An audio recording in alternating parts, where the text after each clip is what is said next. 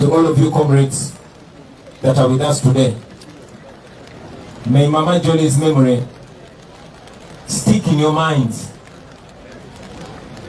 You all know, because she sat us down and told us, you know that one time General Museveni called her personally, but she defied that. Not so many people can do that. She was a woman of values, not a woman of money, not a woman of positions.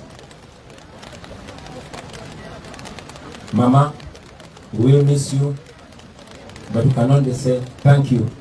The thank you will not be only in words, but we shall act like we always wished we should act. We shall be the men and women you always wanted us to be. We shall carry your legacy ahead. Tetugenda kuswaza mama. Tetusobola kuswaza. Mukama akumuze emirembe, akusonyiwe byonna ebyakusobako. We feel like we do not celebrate you enough in life. We feel like we took the little time we had for granted. I wish we could have more time to tell you how special you are, to show you how much we appreciate you. Unfortunately, like all human beings, we only recognize the magnitude and speciality of what we have when we lose it. But we shall honor you forever. God bless your soul. And thank you very much, ladies and gentlemen, for listening to me.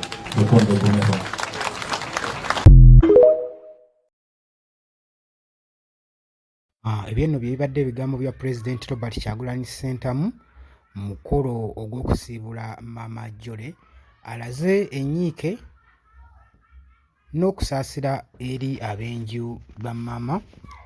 Mukama Katonda agende maaso n'obasaasira, agenze maaso n'okusuubiza omwoyo gw'omugenzi nti bagenda kukola nga basobola okusobola okulaba nga bafuukira ddala figa kyabadde abasuubira okubeera. Ekyo kyonna kyabadde akolerera nga munnakibiina ne kyakolera National Unity Platform okubeera n'abakulembeze baakyo bagenda kufuba nnyo okulaba nga bakibeera nga bakituukiriza, nga President Kyagulanyi Ssentamu agambye tamanyi kibayinza kukola kulaba nga bamumatiza, naye asuubiza nti buli kimu ekyetaagisa okuba nga kikolebwa kyandibadde kikolebwa, n'asobola okuba nga gyali asanyuka.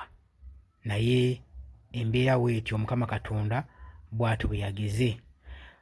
Agambye nti mama bamujjukirako ng'omuntu abadde ow'omuwendo omunene ogutabalika, abadde tagulika.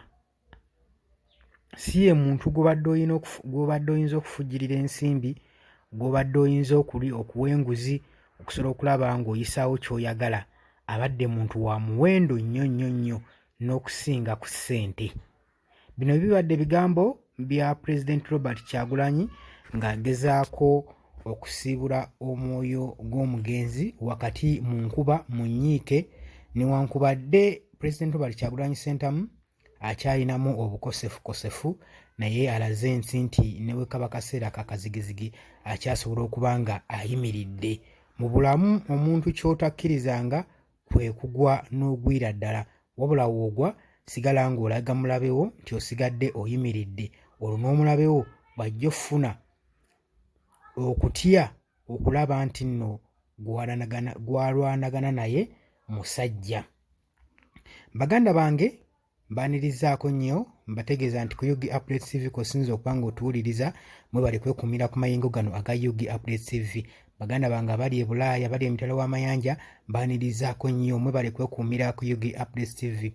Gwe yenna atanaba kuba nga osubscribinga, kutegeeza nti genda mu maaso subscribinge ku Yugi Updates TV. Muganda wange yonna gy'osinza okubeera, abali Nairobi, abali e Kenya, nammwe mbanirizaako nnyo. Dani ku Airways e Kenya, obeerako nnyo tova ku mayengo ga Yugi Updates TV, kutegeeza nti okola kyamaanyi nnyo muganda wange. Kakati ebigambo ng'ebyo biwulidde nga bibadde bya nnaku, bibadde bya nnyiike, bibadde bya kusiibula mwoyo gw'omugenzi Mama Jolly, saako n'okugumya famire y'omugenzi. Ebigambo Kyagulanyi byayogedde bikutte ku buli muntu ku mutima, era tusuubira nti bonna abali mu kibiina bagenda kuba nga batuukiriza omulimu gwabwe. ogwabatandisa oba ogwabateesa mu kibiina kyabwe. Kutegeeza nti no tovaako, mwebale kwekuumira ku UG Updates TV, tubaagala nnyo.